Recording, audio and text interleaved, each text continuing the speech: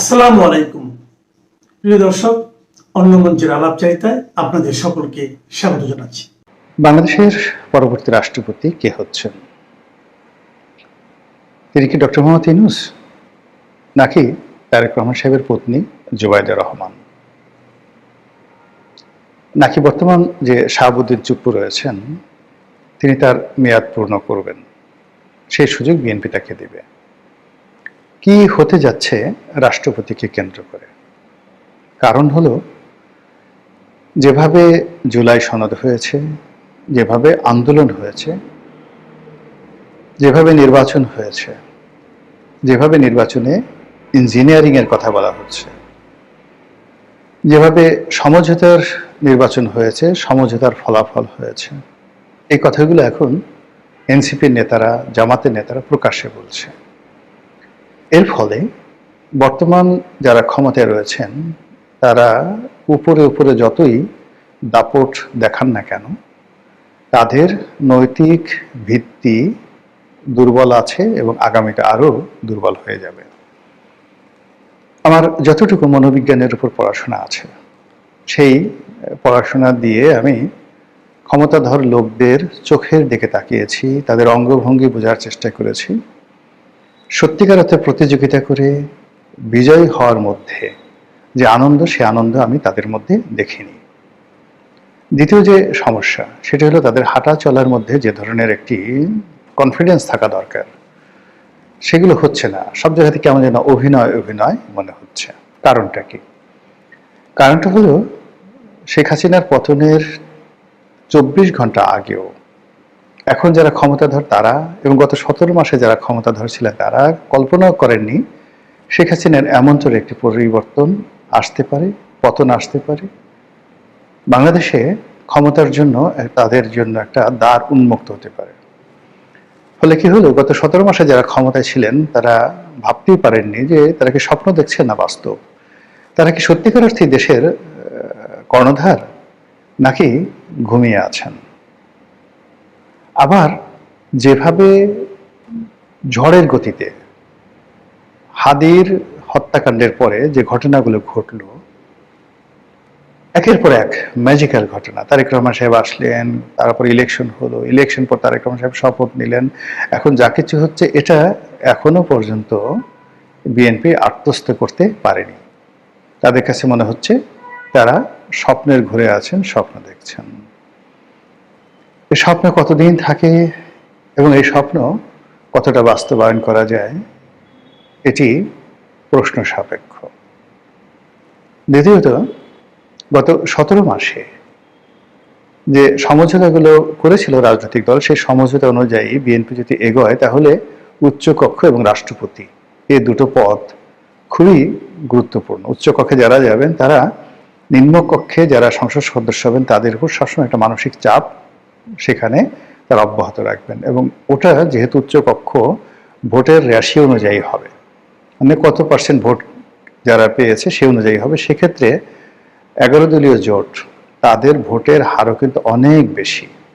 অর্থাৎ বিএনপি সম্ভবত 51% আর ওরা 43%, জামাত তো অল্প 7% ভোটের এদিক ওদিক। ফলে উচ্চকক্ষে যদি 100টি আসন থাকে, সেই 100টি আসনের বেশিরভাগ আসন কিন্তু 11 দলীয় জোট তাদের নিয়ন্ত্রণে থাকবে।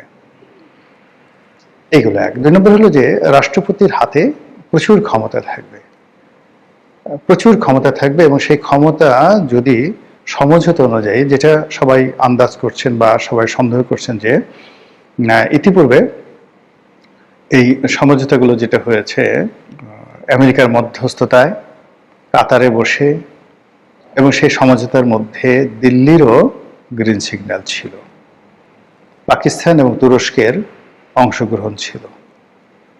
কাতারে যে খলিলুর রহমান সাহেব বারবার গেছেন না বৈঠক করতে, এ সকল কথা বাতাসে ভেসে বেড়াচ্ছে। তাই যদি হয়, তাহলে ডক্টর মোহাম্মদ ইউনূসকে রাষ্ট্রপতি নিয়োগ করতে হবে। আর ডক্টর মোহাম্মদ ইউনূস যদি রাষ্ট্রপতি হন, তাহলে এই যে খলিলুর রহমান সাহেব ক্যাবিনেটে আছে, এর সঙ্গে আদিলুর রহমান আসতে পারেন, রেজওয়ানা আসতে পারেন, এমনকি আসিফ নজরুলও আসতে পারেন। অবাক করা বিষয় না। এমনকি ফজল কবির সাহেব আসতে পারেন, এমনকি নূরজাহান বেগম, অথবা লামিয়া মোর্শেদ, তারাও সরকারি দায়িত্বে ফিরতে পারেন। ফলে সরকার একটা হযবরল অবস্থার মধ্যে পড়বে, এবং যেই মুহূর্তে ডক্টর মোহাম্মদ ইউনূস রাষ্ট্রপতি হবেন, আপনি এনসিপিকে, নাসিরউদ্দিন পাটোয়ারিকে, সার্জিসকে, হাসনাতকে আগের সেই রাজুতি আয়, অর্থাৎ 2024 সনের সেপ্টেম্বর অক্টোবর মাসে তাদের যে দাপট ছিল, ঠিক ওইরকম অবস্থা আপনি তাদেরকে দেখতে পাবেন। আর জামাতের যে আমির, তিনি আমিরুল মুমিনিন হয়ে পড়বেন। সঙ্গে সঙ্গে সমস্ত ব্যবসায়ীরা তার কাছে যাবে, তার দরবারে যাবে, এবং তিনি বিরোধী দলের নেতা হওয়া সত্ত্বেও সমস্ত রাষ্ট্রের কৌশলগত দিকগুলো তার কথা মতো চলবে। তো বোঝার চেষ্টা করুন যে ডক্টর মোহাম্মদ ইউনূসের ক্ষমতা গ্রহণ এবং রাষ্ট্রপতি পদে আসীন, এটার সঙ্গে বিএনপির তকদির কিভাবে নির্ভর করছে।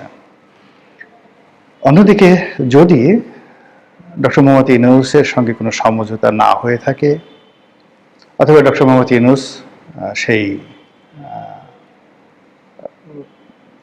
রাষ্ট্রপতি না হন, বিএনপি তার পছন্দের মানুষকে রাষ্ট্রপতি পদে নিয়োগ দেয়, সেক্ষেত্রে বিএনপিকে নাজেহাল করার জন্য এই যে জামাতের যত গুপ্ত সংগঠন রয়েছে, জামাতের যত গুপ্ত কলা কৌশল রয়েছে, বোঝার চেষ্টা করেন গত 17 মাসে জামাত হয়তো তার যে গুপ্ত কৌশল বা গুপ্ত যে চেহারাগুলো, সেটার খুব অল্প অংশ তারা উন্মোচন করেছে। বিএনপির অনেক লোক টকশোতে এসে, বুদ্ধিজীবী প্রকাশ্য টকশোতে বলেছেন যে এখনো বিএনপির কেন্দ্রীয় পর্যায়ে যারা শীর্ষ নীতি নির্ধারণী, তার 20% জামাতের লোক। বোঝার চেষ্টা করেন, জামাতের গুপ্ত বাহিনীর সদস্য, বিএনপির এই মন্ত্রী পরিষদ বলেন, সংসদ বলেন, সেখানে 20% জামাতের লোক। সত্য মিথ্যা ডাজ নট ম্যাটার, এ কথা আমার নয়, এ কথা বিএনপির একেবারে ঘনিষ্ঠ বুদ্ধিজীবী, সাহিত্যিক, সাংবাদিক এবং রাজনীতিবিদ, তাদের বক্তব্য। তাই যদি হয়, তাহলে প্রতিটি মুহূর্তে যে প্রাসাদ ষড়যন্ত্র হবে, এবং প্রতিটি মুহূর্তে যেভাবে মানে বিপদ বিপত্তিতে থাকবে তারেক রহমান সাহেব, তার পক্ষে স্বস্তিতে কাজ করা সম্ভব হবে না। অন্যদিকে এরকম একটা পরিস্থিতিতে জামাত এবং আওয়ামী লীগের মধ্যে কৌশলগত সম্পর্ক স্থাপন হয়ে যাবে নিশ্চিত। এর কারণ হলো, বিএনপি আওয়ামী লীগকে চেষ্টা করবে নিবৃত করার জন্য, চেষ্টা করবে তাদেরকে বন্ধু বানানোর জন্য, কিন্তু ইতিমধ্যে যে বিরোধ পথে, প্রান্তরে, ঘাটে, মাঠে হয়ে গেছে, সেটা নিষ্পত্তি করা সম্ভব হবে না, সেটা সম্ভব হবে না।